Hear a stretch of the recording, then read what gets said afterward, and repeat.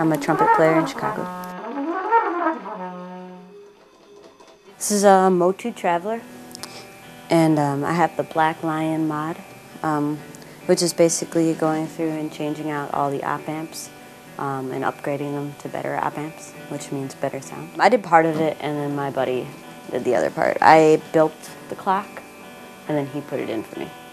I was interning there and basically building all these little clocks, and then the other guys were installing them in the units. What it has in it is a little clock that's put in there and then soldered into the wiring. So like I clock everything now to the internal clock of the MOTU. And they do a really great job. They've designed a really great product, so it's a very accurate clock, and I haven't had any problems with jitter since then. My recordings have actually sounded a lot better. And even you change the op amps on the outputs as well, so when you're listening back, it just sounds bigger, it sounds fuller. I feel like it's more accurate, so mixing becomes easier and more true to life, I guess.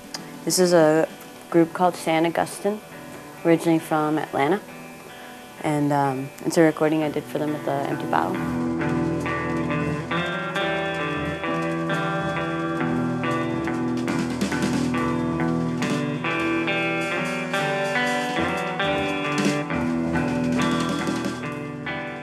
I used this setup, a trusty hard drive, OWC Mercury Elite Firewire Pro.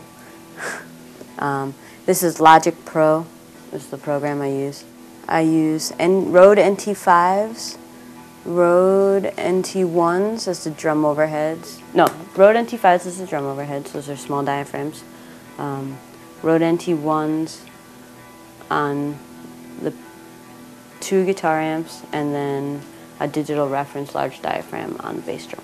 I've been upgrading the whole time I've been recording, so you know, it's hard to tell what exactly is like when I got the hard drive, that was a big deal. It sped everything up and I didn't have any more crashes, which I had to deal with at first. In and of itself, getting the MOTU was great, and then the mod kind of changed it into a much better product.